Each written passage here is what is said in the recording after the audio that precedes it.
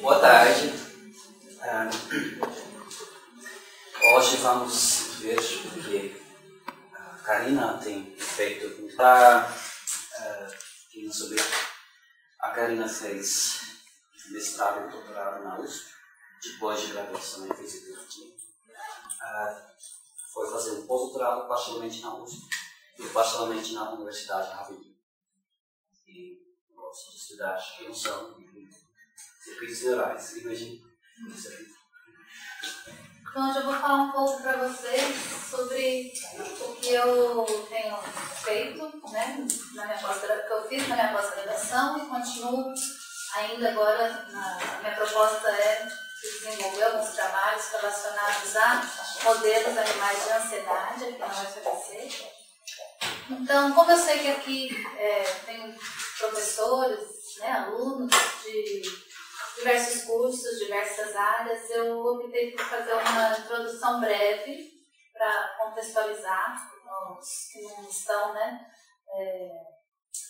não têm intimidade com esse assunto, né, não estão familiarizados, né, com essa área. E na apresentação eu vou falar basicamente sobre os sistemas encefálicos aversivos que foram propostos para... na verdade são estruturas cerebrais responsáveis pelas respostas de defesa, né, que o animal exibe. Então, vou falar também sobre as alterações neuroendócrinas que acontecem em situações de estresse e da participação desse neuropeptídeo, o fator liberador de corticotropina, que é um composto novo que está sendo testado em animais, com um possível desenvolvimento de uma nova droga, né, terapêutica para o tratamento das desordens de ansiedade.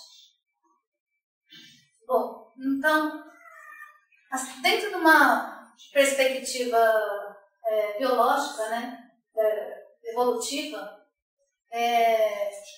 as emoções elas são observadas dentro da escala evolutiva, né? Então, um trabalho importante publicado por Darwin foi a expressão das emoções nos homens e nos animais. Então, as respostas de defesa que os animais exibem numa situação ameaçadora, ela pode ter uma analogia com as respostas de medo e ansiedade dos humanos. Essa visão, né, de similaridade desse padrão comportamental foi que impulsionou os estudos para o conhecimento de quais estruturas então seriam responsáveis para coordenar essas respostas de defesa e, consequentemente, seriam as respostas de medo e ansiedade. Bom, várias teorias, então, foram formuladas, né, para o entendimento da neurobiologia do medo e da ansiedade. E essas duas emoções são muito bem conhecidas por todos nós. E ela tem um caráter de sobrevivência mesmo para nós. Então, você não pega uma serpente venenosa que tem, né, possibilidade de te causar algum dano. Então, a gente sente medo. No entanto, elas podem tomar proporções maiores, exageradas e atingir níveis patológicos. E aí vem, então, o desenvolvimento de desordens de ansiedade, que são as fobias, por exemplo, fobia de inseto, de avião, a ansiedade generalizada, os ataques de pânico. Então, por isso, né, a tentativa de descobrir quais estruturas cerebrais estão envolvidas na modulação dessas respostas de ansiedade pode, então, favorecer o tratamento dessas desordens.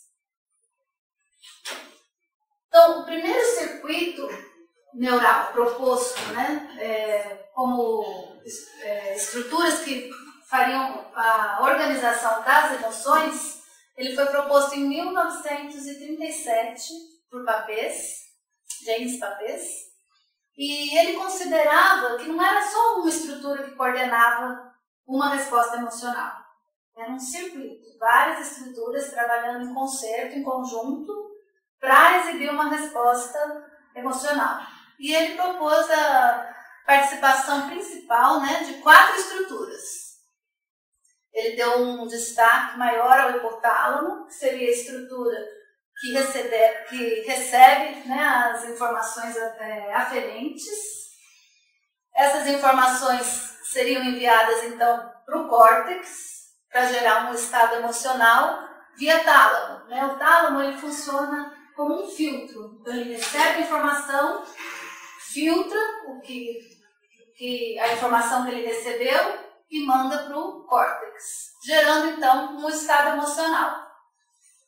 Essas informações, então, são armazenadas no hipocampo, que é uma estrutura responsável pela parte de registro, né, de consolidação da memória, junto com a amígdala, que eu vou falar um pouquinho mais para frente. Então, basicamente, foi essa a proposta de Papez. Então, o papel também do hipotálamo, né, depois que essa informação foi processada, o hipotálamo seria o responsável por fazer com que nós... com que o animal expresse a resposta emocional. Então aqui, só para vocês terem uma ideia, né, global de como essas estruturas se localizam. Aqui. Acho que é aí atrás. Opa.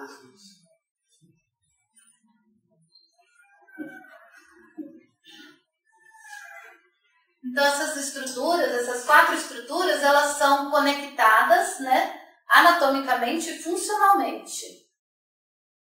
Então no próximo slide eu vou explicar um pouquinho melhor, mas para vocês terem uma ideia da dimensão, né, dessas estruturas. Então em marrom é o hipocampo, né? Então vamos começar pelo hipotálamo, que é quem recebe a informação. O hipotálamo e o tálamo, eles se localizam no diencéfalo. Aqui não está especificado corretamente, né? É só ilustrativo.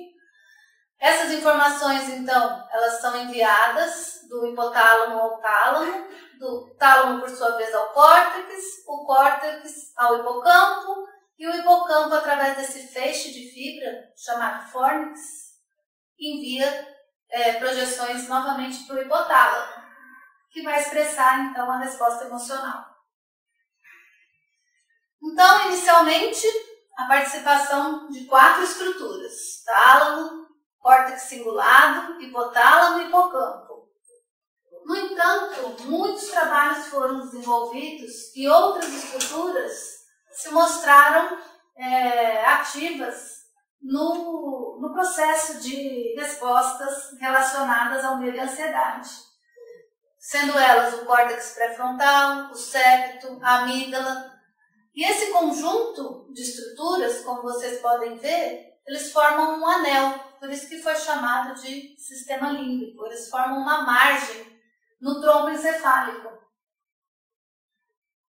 E esse conjunto de estruturas, ele é considerado, então, o maior centro para a formação e processamento das emoções. E também são estruturas que estão envolvidas na aprendizagem e na memória. Bom, então, a partir do primeiro circuito, né, proposto por James Papez, outras estruturas, não só essas que eu estou apresentando aqui, mas outras estruturas também. Aqui eu vou dar destaque nas estruturas relacionadas ao trabalho que eu desenvolvo, né? Então, por exemplo, outros núcleos hipotalâmicos, além do núcleo mamilar, o núcleo ventral do hipotálamo, dorsal, o hipotálamo ele é um conjunto de núcleos. Então, a participação de cada subnúcleo, né, na expressão das respostas emocionais.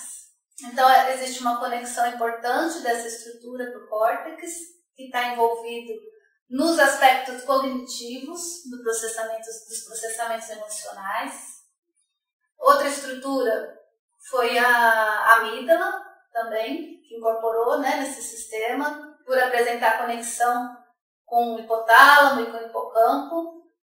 Essa conexão de amígdala e hipocampo, ela participa, são as duas estruturas chaves, estruturas importantes para o registro da memória, não só a memória emocional. E finalmente, uma outra estrutura chamada substância cinzenta periaquedutal, que fica localizada no mesencéfalo, e ela está envolvida, né, na expressão do comportamento emocional, particularmente das respostas defensivas. Essa estrutura tem um nome comprido, né? Então, quando eu trabalho com essa estrutura, a gente usa o nome dela em inglês, a sigla. Então é PAG, Periaqueductal Break. Então, às vezes, na hora que eu for falar depois dos resultados, eu posso falar sem querer PAG, mas é SCPD. Mas a gente, como usa muito do inglês, eu já me peguei assim, dando aula e falando PAG, e a pessoa fala, mas de onde caiu esse PAG? Que eu não sei de onde veio. Então, se eu por acaso mencionar PAG, é porque a substância cinzenta periaquedutal. Bom, então aqui, fazendo um corte frontal, né, a gente observa que essa estrutura, que é o foco do meu trabalho com essa estrutura, ela apresenta 4 colunas: dorso medial, dorso lateral, lateral e ventrolateral. E ela se apresenta de um modo longitudinal no eixo rostro-caudal do cérebro. E muitos autores dividem essa estrutura em 2 partes, dorsal e ventral. Então, dorsal inclui a lateral, a dorso lateral e a dorso medial, e a porção ventral seria só a parte da ventrolateral. Bom, então, como que eles descobriram que essa estrutura é importante nos processos, né, de respostas relacionadas ao medo e ansiedade? Então, um estudo do Nashel, vou mostrar agora no próximo slide. Ele introduziu um eletrodo no encéfalo de humanos e ele ia estimulando, ia descendo e estimulando, descendo e estimulando. E aí o paciente relatava o que ele sentia em cada ponto que ele fazia estimulação. Esse procedimento ele pode ser feito em animais também, através do implante de um eletrodo, né? Então você pode estimular eletricamente a estrutura que você quiser.